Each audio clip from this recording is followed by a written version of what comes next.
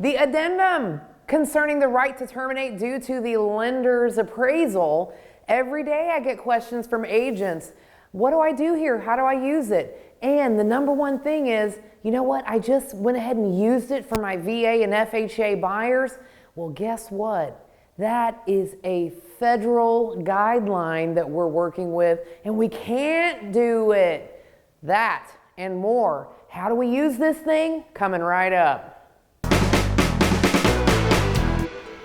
How in the world do we fill out this form? What does it mean? And what types of loan programs can we use for this particular addenda? Well, we got all that and more on today's Mondays with Micah.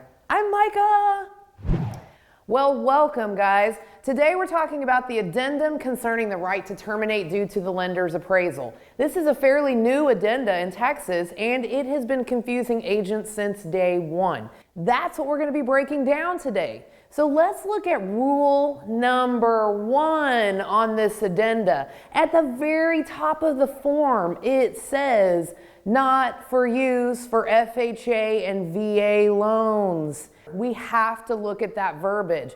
It's there for a reason. And ladies and gents, let me tell you something. If you read something on that form and then you write it differently and say it is for a VA or FHA loan, that's a little something that we call practicing law, and you can lose your license for that. So you cannot use this form for VA and FHA loans. So that's our rule number 1. It's not for VA, it's not for FHA. Why? Because there are federal guidelines in place that no matter what you write on the contract, a lender has to abide by those rules. So if you write in the contract, which you're not supposed to, if you write in the contract that your FHA or VA buyer is waiving their right to terminate if there's a low appraisal, meaning they'll pay the difference, that is a federal guideline that cannot be taken away from them. The lender is going to get them to sign the VA or FHA amendatory clause documentation because the lender is not able to deviate from federal guidelines. So, we cannot take the right to terminate away from VA and FHA borrowers. We still put our offer in knowing that the third-party financing addendum gives them the right to terminate. That is their federal right. That's just not a state of Texas right. That's federal. We can't take it away. We can't draft language, and so your borrowers cannot have that right taken away from them. Federal. Yikes. Stay away. Certainly do not use this form to let a seller know your VA or FHA borrower is waiving their right to terminate. This form is only for conventional loans, non-FHA, non-VA loans. Got it. All right. How do we fill this thing out? What do all those things mean? Well, the first thing is the waiver.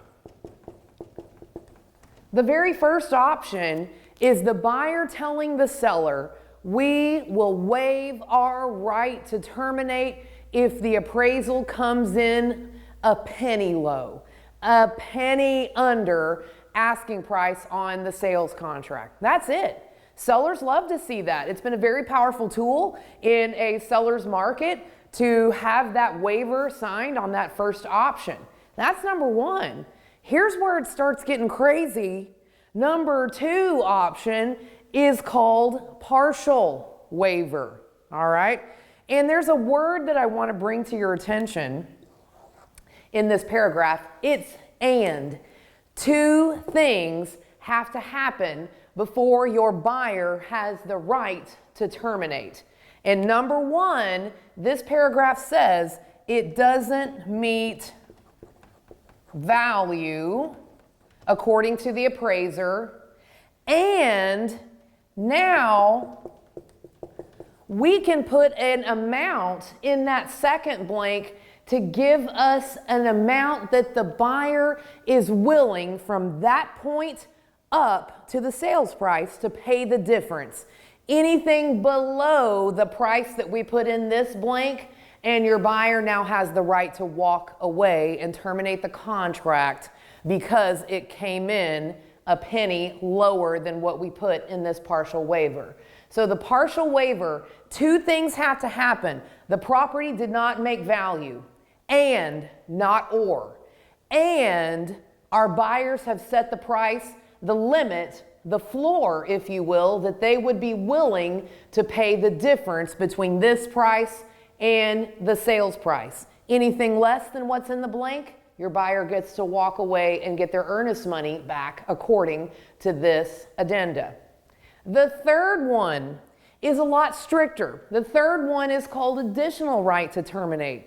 We have the ability to write in the amount of the sales price or any other amount that the buyer is willing to pay.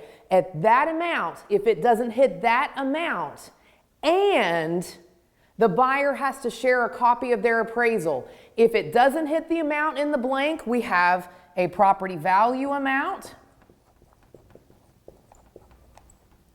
and that's a big word there. Property either doesn't make value, or you could write the sales price in that amount and say, if it doesn't make sales price for my conventional purchaser, we are walking.